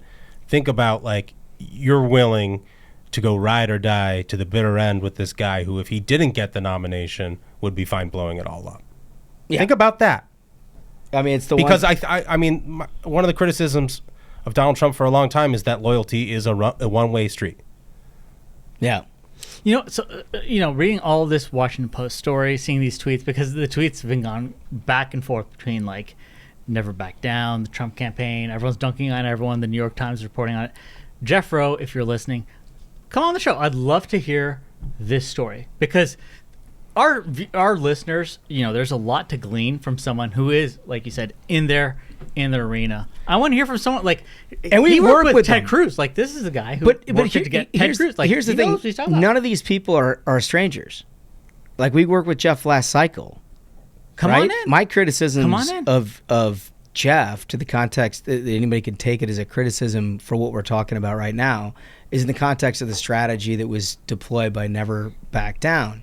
I mean, look, I'd be willing to have him on any time to talk about this, as I would a whole range of people, by the way. And I think we've talked about doing exit interviews and things like that. Totally. Like, I want to hear those stories from their mouth, because everything that's filtered through the mainstream media, I don't care what it is, It's bullshit. Yep. it's bullshit. And so, like, I think, like you said, getting exit interviews, getting conservatives to tell conservatives the story is priceless. I'd is. love to have that. It is. It totally is. And it should get beyond all the nonsensical sort of consultant, nippy, shitty stuff. Anyway, last thing before we go to our interview, pal. What an interview, too. Southwest. Yeah. Well, where can we start? Southwest, according to Axios, Southwest was fined $140 million for last winter's meltdown. Not enough. Southwest Airlines. Not enough. MK, do you ride Southwest? I do occasionally. Do you? Bargain shopper over here. Yeah. I got 4 little animals that I got to take on the plane. Do you? And that's admirable. That's admirable. Do you have to split them up? You know, I haven't actually done 4 on a plane yet, so we haven't. We'll broached see. that. Is it true there's no assigned seats? It's like... you Yeah, just it's a real. that's real. Although he says, "Is it true?" That's crazy. So the U.S. Department of Transportation has fined Southwest Airlines $140 million over last year's disastrous winter meltdown that left nearly 17,000 flights canceled. 17,000 flights. Holy cats. 2 million passengers stranded. Agency officials say the penalty 30 times larger than any previous fine sends a strong message to all airlines. Is it strong enough? I mean, my concern, first of all, when you think about what's important to the country, 17,000 Southwest flights are canceled. How much does that affect livestock? Can people get food where they need to be? These are, they're basically at this point, they're not for human travel for the most part. A Southwest flight, as we've all seen the headlines recently, is basically, if you have to get anything, be it a cow, a dog, Come on. an individual from point A to point B. In theory, you can do it on a Southwest plane. We won't assign you a seat. Who knows when the plane takes off? We're going to throw some hay on the floor. Everyone's going to have a good time. It's a wild proposition to begin with, but I guess there's a market for that. But they should be fined far more. Far more. There needs to be a real crackdown on these damn airlines. But Smug, do you know what happens when the animal airline goes out of business? I got to take my 4 children on your airline. So there's a definite public utility. He's like, I'm flying Emiratis. I don't know what you're talking about. You can't afford to bring these children. I mean, there's a public utility on Southwest for sure. For sure. But like, even if you are not dealing with it, I think it takes a wonderful parent to recognize that, like, oh, we'll fly Southwest, because that's self-sacrifice. That's understanding the situation and being like, that's a serious point of character. Yeah, I don't want other people to deal with this. That's a lot of character, because 99% of people don't have the character to try to help the public over themselves. See, I think MK brought up a really good point, and that is the moral hazard of letting a company like Southwest go under here. I think rather than being fined, they should just be turned into a government utility to spare Smug from being inconvenienced when we travel. We got to bring back station wagon. We're going to have to grow government so Smug can be satisfied and happy with his noise-canceling headphones. The answer is station wagons. And they'll cancel even more flights. But at the end of the day, these bastards, especially Mayor Pete is the one who fucked all this up, by the way. It's all on him. All these delays are all because of Mayor Pete, right? He has paid no consequences for any of our problems. None. Like, any human who caused all this human suffering would be, to be in The Hague. Which, by the way, he came up fixing bread prices. How about fix some of these airline prices? The thing. Because I don't know about you, MK, but, I'm taking the kids to Florida. Cheap. It ain't cheap for Christmas. Like Milosevic never did half the shit. Milosevic! Right? And he's none of the consequences. Bread prices. Fucking up transportation, right? This guy's a fucking tyrant, and he gets away. He skates on all of this, right? So number one, we got to get him in jail. Jail Mayor Pete. Number two, I don't think you should. He's got more. He's got more. You don't need to make Southwest a public utility. Just like America has the best roads. Everyone who's been on a significant road trip, and I consider that like over 12 hours, like a real road trip. This country is phenomenal and incredible, especially when you drive it and you see it. And you stop in places, you meet folks. This is the best country on earth. He's trying to keep people off his travel. The station wagon is the way. That's the answer. Like, I remember growing up when I was a very young child. We'd get my grandparents, my parents, my siblings. We'd get a minivan and we'd pick a part of the U.S. We'd go through the Northeast, go through the South, go through the West. It's a wonderful way to spend time with your family. You avoid the airlines. If any kid wants to have a meltdown, it's happening in a van only with their family. It's not happening on an airline with a bunch of people who are just trying to get where they got to go. What happened to station wagons and vans? Well, what I'm going to do is I'm going to empty our diaper genie at our house. Oh, my God. And I'm going to bring it in here the next time we record, and you can smell that. But see, that's for what the I mean. hours in That's which what I mean. the hours in which we record, and you can be like, yeah, that station wagon that smells fantastic. That's Well, nuclear. that's what I mean. Why should anyone be subject to that other than the individuals responsible? Well, excuse me, but there's a big. That's like the Republican way. Like, there's a big, everyone take responsibility for themselves. It's a very small. There's a big difference. novel idea. Big difference into your game plan for an airplane, and that is you get the poops out. And you take them in, you arrive a little bit early so you have a little room for error on either way, and you get that diaper change in before you start windows. to board. Roll the and then window down on the van and the station You're wagon. on that flight for, an hour, 2 hours, maybe Also, 3 they're hours. your kids, and your You're kids in that- particular are angels. So, like, you ever trying to offer advice on how to deal with horrible children, it doesn't work. Because your kids are the easiest to deal with. We once tried to get from our house in Virginia to Indianapolis, and it ended up taking us nearly twice the amount of time because we had a 6-month-old. But didn't you have a ball? You've got the best kids. It was not a ball. It was a ton of fun. It was not a ball. It was not a so ball. much fun. It was not a ball. I white knuckled Your it all the way through favorite Ohio. time, dude. It was All right, horrible. hold on. I got to cut this off here, but before we go to our interview, I want one more out of the. Oh, okay. Let's see. One more out of the advent. Let's do the 25th. All right. Let's Wow. go Christmas. Let's do big one. Christmas. There we go. Okay. I believe I put. Oh yeah, this is a classic. Ripped from the headlines. His online sex life was exposed. He lost his job. Now he's speaking out. I love That's that. gonna happen. good. I love it. Incredible. MK, you are the best. We're going to go to this big interview. You all are going to want to hear this. This is Jamie Comer. I want to welcome to the program a very special guest. I've known this gentleman for a long time. He is absolutely a fantastic representative of a great Commonwealth of Kentucky, but he's also got a couple other jobs going on that we want to talk to him about. Congressman James Comer, how are you, sir? Well, thanks for having me on. Jamie, this is probably not when you first started your congressional career how you would imagine you'd spend every single day.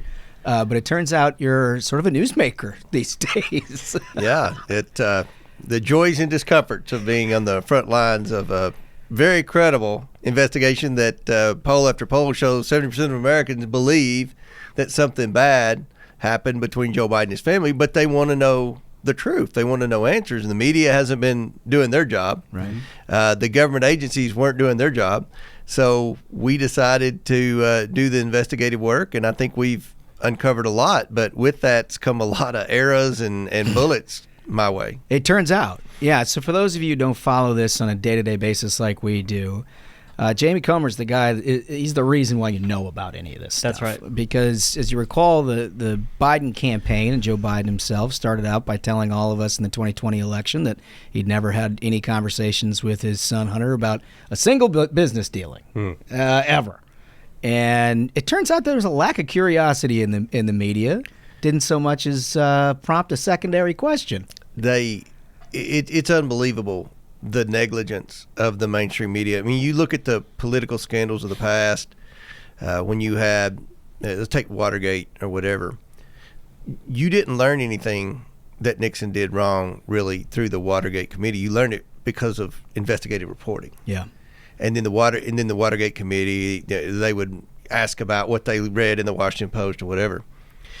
Not only is the media not tried to dig or report or do any type of investigative reporting on public corruption, which has bipartisan support. That seems like a kind of a centralized thing that you would want to pay attention to. They've attacked me for having the audacity to investigate this great ethical family that's running the White House. Well, what's so amazing, you must be getting closer to the target here, because now you're seeing hit pieces out of the Associated Press. Turns out you're a very wealthy farm hand down in Kentucky. Did you know that? No, I didn't. And I'm liking this newfound fame, this multi-millionaire farmer. All my golf buddies are having fun with that. I bet they're having fun with that. Multi-millionaire, and you know, it's a joke. The Associated Press is a perfect example of the deterioration of journalism in America.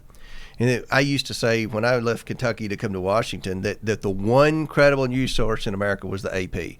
They are just as bad as the Washington Post and New York Times now. They ran that piece today. They've been going around Monroe County. You've been to Monroe County before. You know, 10,000 people. Everyone knows everyone. I grew up there, born and raised, stayed there my entire life. And Associated Press reporter probably they sticks out stand like out. Oh yeah.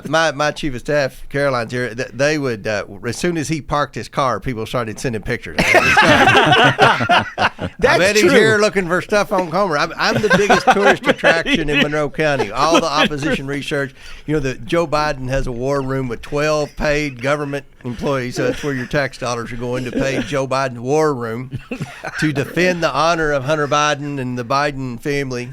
And they're in Monroe County, Kentucky, and they stand out like a sore thumb. I mean, when they get out of the car, they can tell right then they're not from Monroe County. No, and they're snooping and they're trying to find something. So I have a pretty simple business background. I was a director of the local bank, farming operation, and have an LLC that flips some property from time to time, and they wrote, he has a shell company. I'm like, what are you talking about? This came out in the Daily Beast first, which is a real beacon of journalism, you know. He has look, Comer has a shell company. We found it on his financial disclosure form. So it was and I thought, what the hell are they talking about? And it had LLC at the back. And all the shell companies that we listed for Hunter Biden had LLC. So this financially illiterate journalist thought, LLC, shell companies. So if anyone doesn't know, a shell company is a company that has no purpose, that has no assets.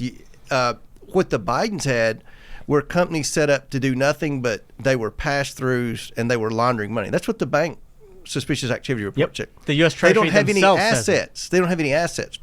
So this AP story came today. They talk about my shell company, the similarities between me and Hunter Biden, which is a joke. He said he has a shell company like the Bidens. His shell company has property here and property there, and they sold some property last year. That's called a small business. Yep. That's called a small business. The reporters in Washington are financially illiterate. Yeah. They're financially illiterate. I went on Maria Bartiromo this morning, and she was talking about it, and we're making fun of the AP. Yeah. That's how far down the AP's gone. But I think I just would like to point out one of the funniest things I think I've seen on Twitter in a week is what you posted in response to that story today. Nick, I think we've got a graphic we can show our audience, and the fellas, you got to see this.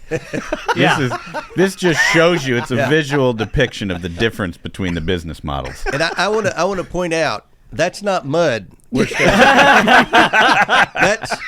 the remnants of Jamie Raskin's last floor speech. Okay? That's what we're standing in right there.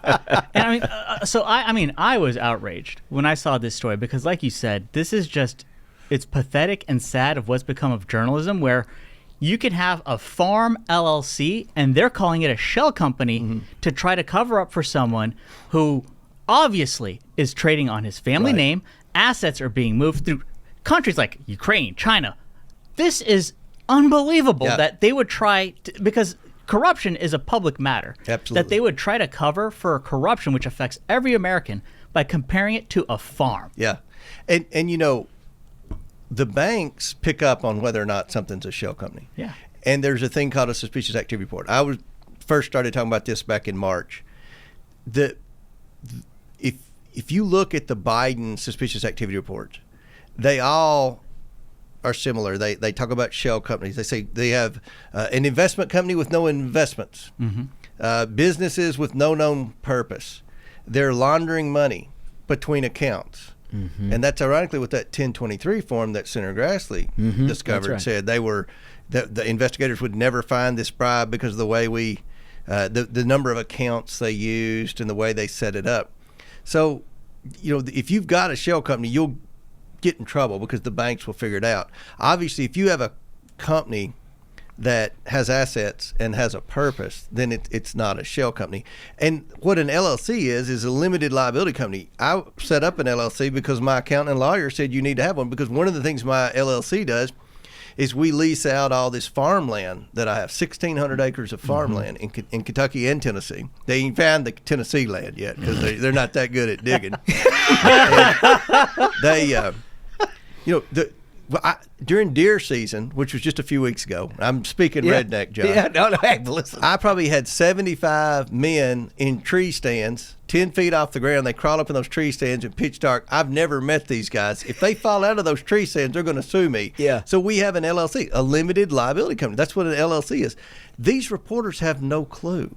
No, they don't. But they don't want to either, right? I mean, just the fact that we're having this conversation, the collective lack of curiosity about the facts that you are spilling out there, that ultimately, I mean, look, if it wasn't for your occasional Fox News coverage, or I think there's been some good conservative media that have picked up an awful lot of this, but we learn more from the press releases you're sending out at your committee. It's incredible, the than information. you would ever read in the pages of the New York Times, the Washington Post, the Associated Press, or anybody else. And that, to me, in and of itself, tells you everything you need to know about what you're going up against here. Because this is not, like you said, it's not inconsiderable data that you have now come across, which is kind of where I want to start this with you is, where are we at now? Because I know when you started this, we talked about it, and you said, well, we'll see where it leads. I don't know where it is. Right. But you all put your shoulder to the wheel, and now it looks like you got some stuff here.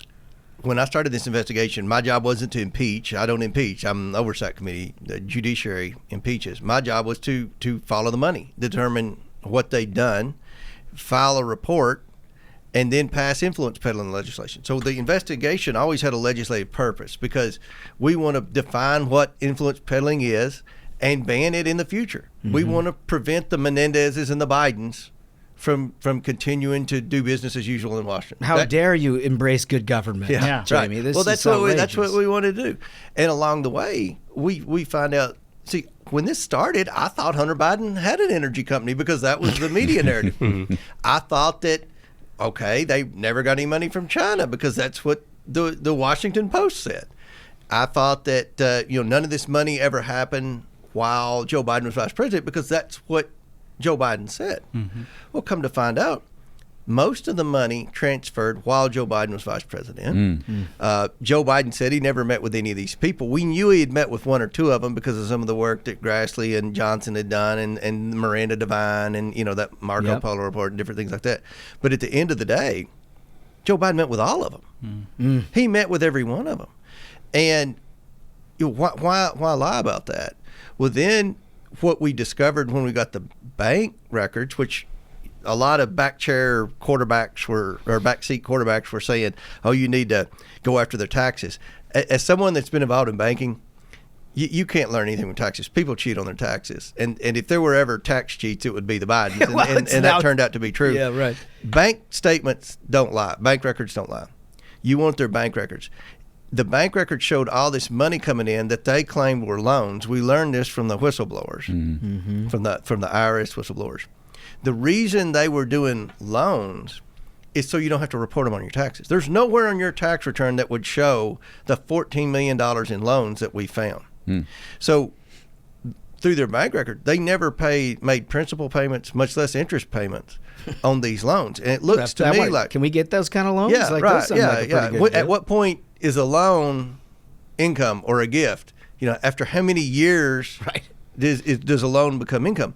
But it looks to me like in 2014, they started the influence peddling big time. And then in 2018, at some point, the IRS rolls in on them. And we know this from the IRS whistleblower notes.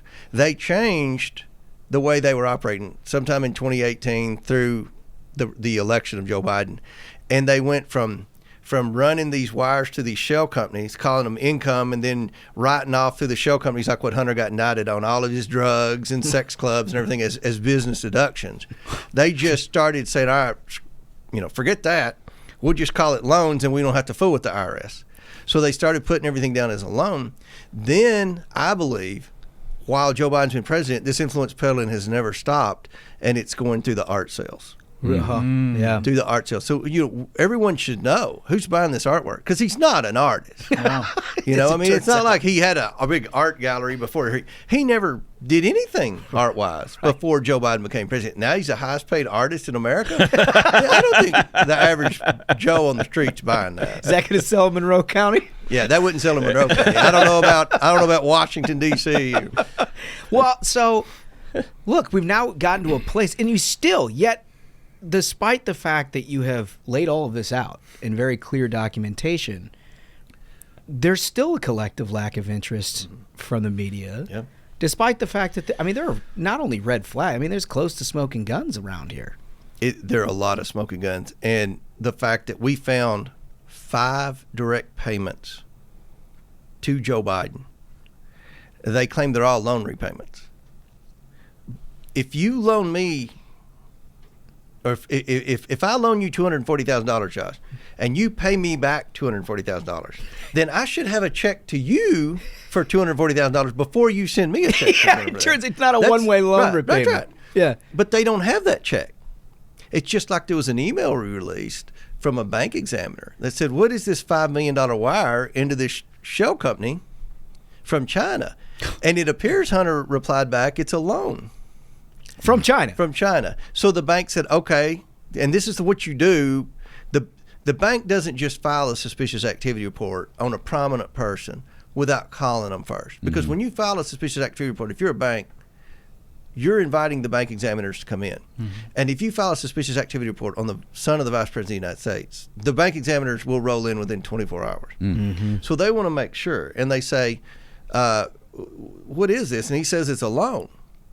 And they say, okay, well, we need the loan documents for the bank examiners. Well, I don't have any. And so they're like, no, wait a minute.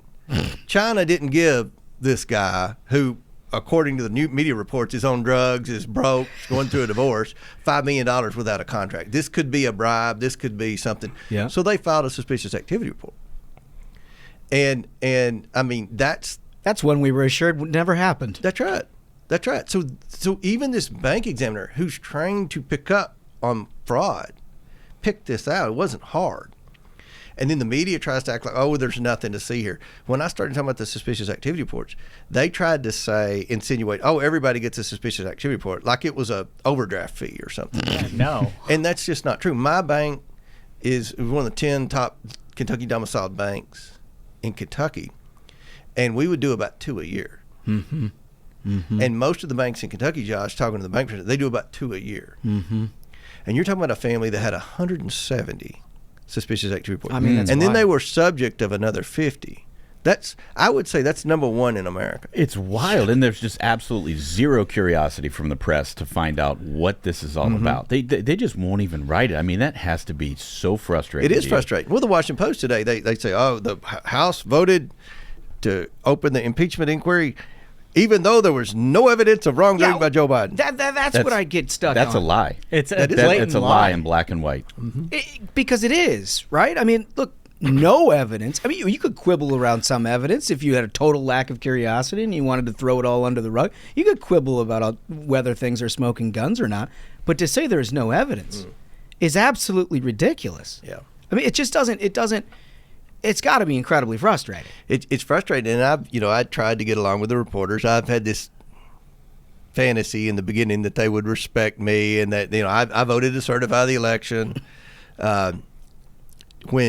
When people in my party behave badly, I don't talk about it. Well, you've got a reputation as being a serious guy. I thought I did when I started, but they've tried to create this narrative like, oh, he's like Rudy Giuliani, he's a loose cannon and all this. But everything that we say, we back up with evidence, with bank records, and we've been very transparent in this administration, in this investigation. And I tell these reporters, I say, you all missed an opportunity.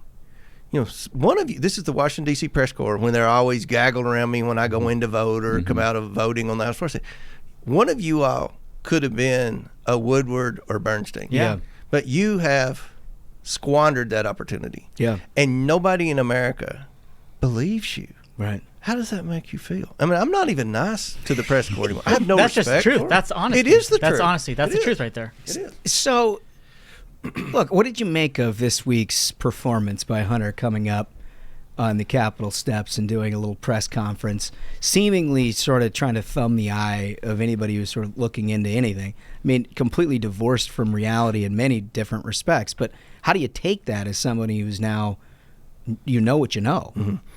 Well, that was a perfect example of the arrogance and entitlement of the Biden family. That was on full display.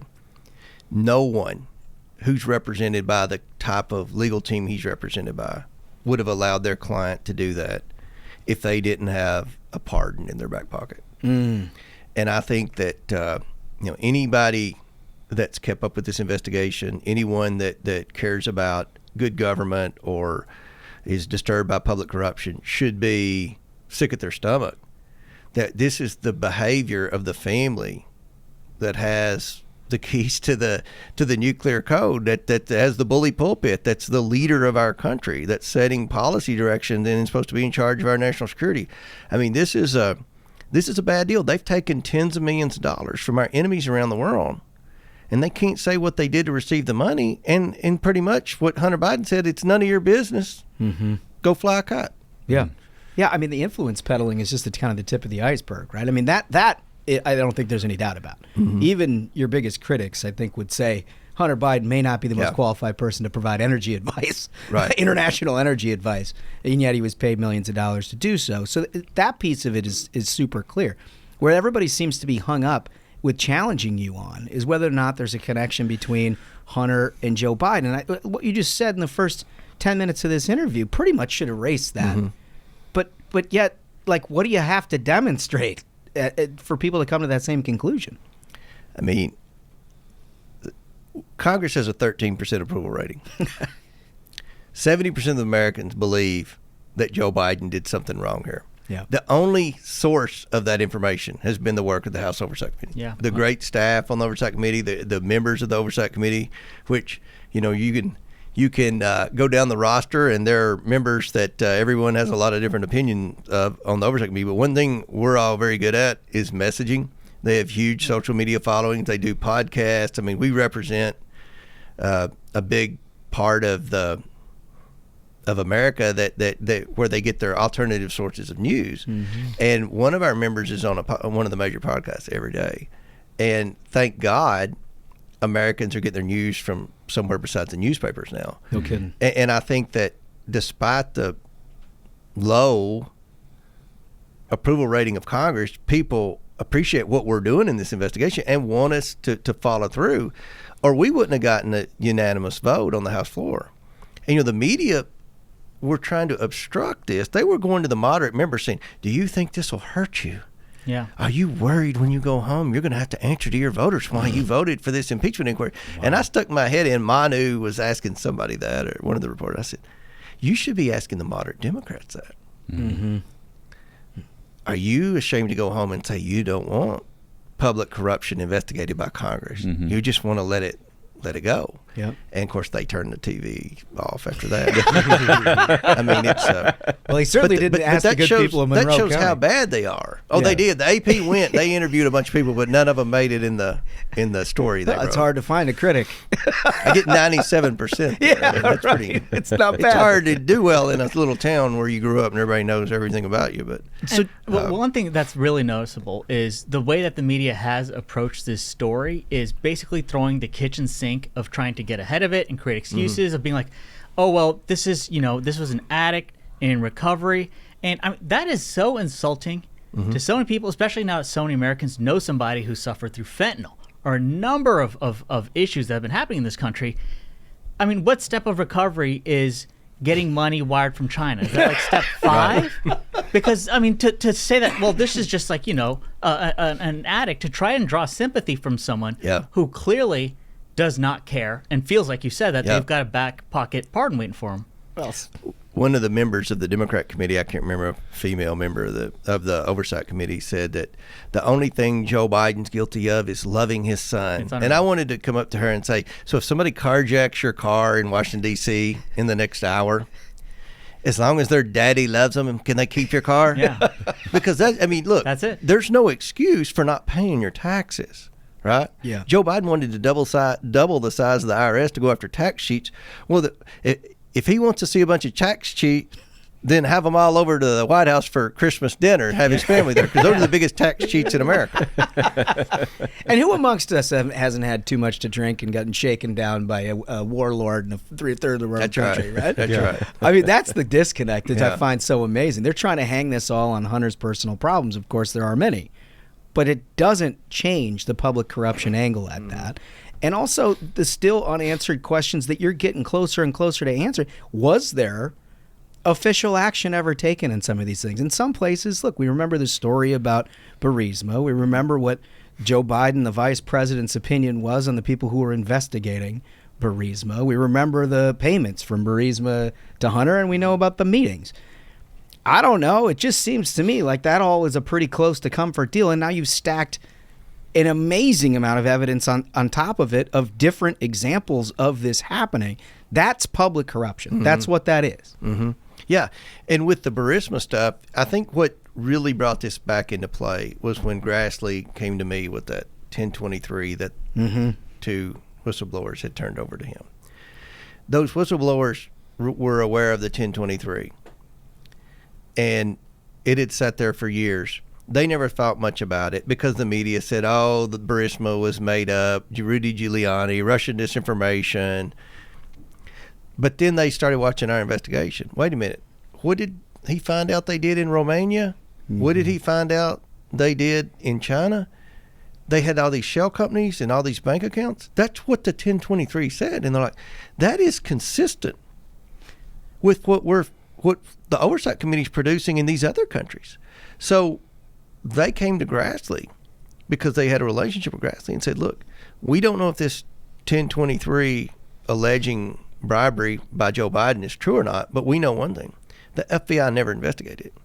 And we know that it's consistent with what the oversight committee's finding. We didn't know there were shell companies. We didn't know that they had multiple bank accounts, that they were transferring funds to and from. Through these shell companies. We didn't know they were doing this type of stuff in Romania and China and Uzbekistan and Russia. So we're very concerned that this 1023 could be legitimate because this human source is one of the most credible, highest paid human sources in the entire FBI. I mean, it's amazing. And they won't even ask the question. You know, we often say on the Variety program that if you want a government to be held accountable by the media, vote Republican, because Republicans are the only ones the media is interested in holding accountable. And it seems like if you want to hold a Democrat accountable, you go to work for Chairman Jamie Comer, because that's your best chance to dig into the details, to follow the lead wherever it's going to go, because you're interested in the truth. You're interested in making things better. Right now, the media has no interest in that, and it's one of the most demoralizing things about opening a newspaper today. No kidding. I think in summation to that, Mr. Chairman, where do you think this ends? Like, where do you think ultimately this whole thing ends? I think that from my standpoint on the Oversight Committee, once we do these depositions, once we hopefully get these pseudonym emails that the White House said there was nothing there, but now we know they sent dozens and dozens of emails, Joe Biden, to Eric Sherwin in a pseudonym when he said he, number one, never communicated with Eric Sherwin, and number two, he had a wall between the government and Hunter's private business. And then some of those emails popped up in the indictment in California. So that's part of what they're withholding from us, the information. We should be able to get those emails in a simple FOIA request because they were government emails. They're not classified. Once we get those emails, once we finish these depositions, then we'll do what I said when we launched the investigation. We'll issue a report. I have no doubt there'll be criminal referrals for more than one person in there. Then if the Judiciary Committee wants to take it and go further, then that's what'll happen. I don't impeach the Judiciary Committee with Jim Jordan. They do that. And then we're going to focus on influence peddling legislation. I mean, surely to God, the Democrats will come around and say, "All right, you're right. We don't need to find any more senators with gold bars. You know, we don't need to have any more Maybe that's the prominent politicians' kids getting tens of millions of dollars from our enemies around the world and then spending it all on hookers and crack and everything else." I mean, I'd love to see them vote against that ahead of an election. Because the attitude that they've taken of how okay they are with this corruption is just stunning. It's unbelievable. Right. Maybe the gold bars are the way they're loaning money to each other. You know, that's a way to hide from the IRS too. But I don't know where you take a gold bar. You know, the pawn shops I know in my district, they wouldn't know what to do with those gold bars. Like, hey man, what are you giving me this heavy old rock for? Yeah. Well, we don't have any hookers or gold bars here at the Ballot program, but we do have bourbon, lots of bourbon, and we brought some in here today, so you feel like you're at home. I feel like I'm at home. And what I would love, we were talking earlier about Jefferson's. They're building a new distillery on the Bourbon Trail. If you could tell for our audiences who maybe haven't been to Kentucky what the Bourbon Trail is, why they got to check it out. Yeah. The Bourbon Trail is one of the biggest success stories in Kentucky government. This was set up when I was a young member of the Kentucky General Assembly. And I remember on the House floor, people said, people come from all over the world to watch us make bourbon, and they might watch us make barrels and all. And I thought, no, it's not going to be like Napa Valley. But I believe it's bigger than Napa Valley. Yeah. So all your good bourbon comes from Kentucky. Most of it comes from my congressional district. And the Bourbon Trail is where you can go on the trail and go and visit different distilleries and watch them, how they make bourbon. Every bourbon distillery is different. It's unique. It's a way of life in Kentucky. We're proud of that way of life. It's a huge economic engine in Kentucky, and it's really a unique travel experience, and whether you like bourbon or not. So I highly recommend people come to the Bourbon Trail. This distillery is in Marion County, Kentucky. We have also in Marion County, which is Lebanon, Kentucky, we have Maker's Mark, Bullet, and Yellowstone. If anybody watches Yellowstone Distillery advertises on that TV show. They're the descendants of Jim Beam. The owner of that's a guy named Steve Beam. So, just right there in that one county, there's 4 unique distilleries to visit. Oh, it's so cool. It sounds like the happiest place on earth. Yeah. Well, we got to do like an episode from the Bourbon Trail at some point. and I think the chairman's Chairman's got got to to with be us there. on that deal. Maybe when you're done with all this, Love it. boring work, the tough stuff.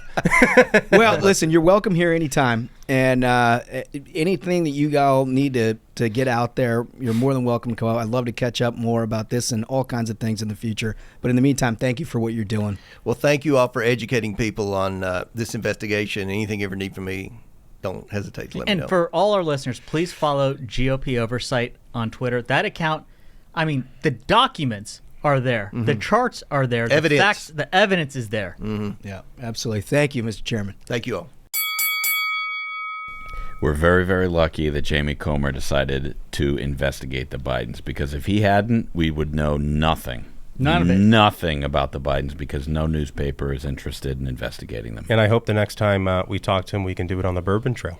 Yeah, That's right. kidding. Wouldn't that be great? Good idea. Yeah. You should get an invite on that. Yeah. I would love to go. Yeah, you're a big, 100%. big bourbon gal. I'd be into that.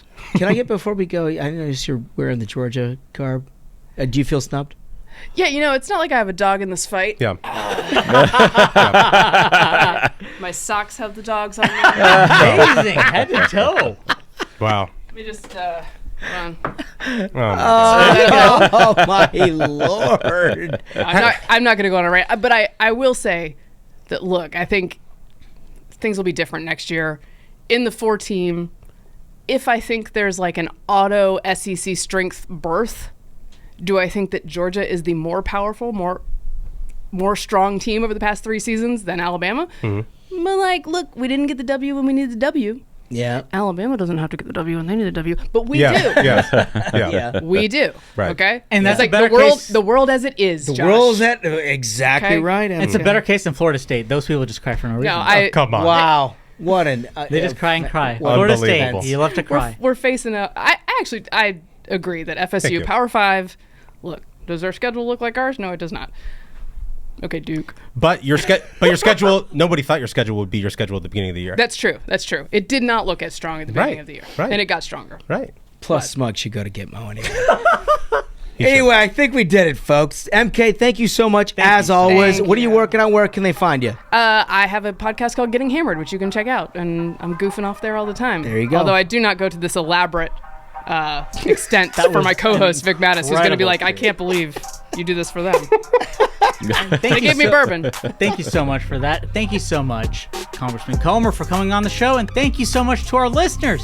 So, until the next time, Minions, keep the faith, hold the line, and own the libs. We'll see you on Thursday. Stay ruthless.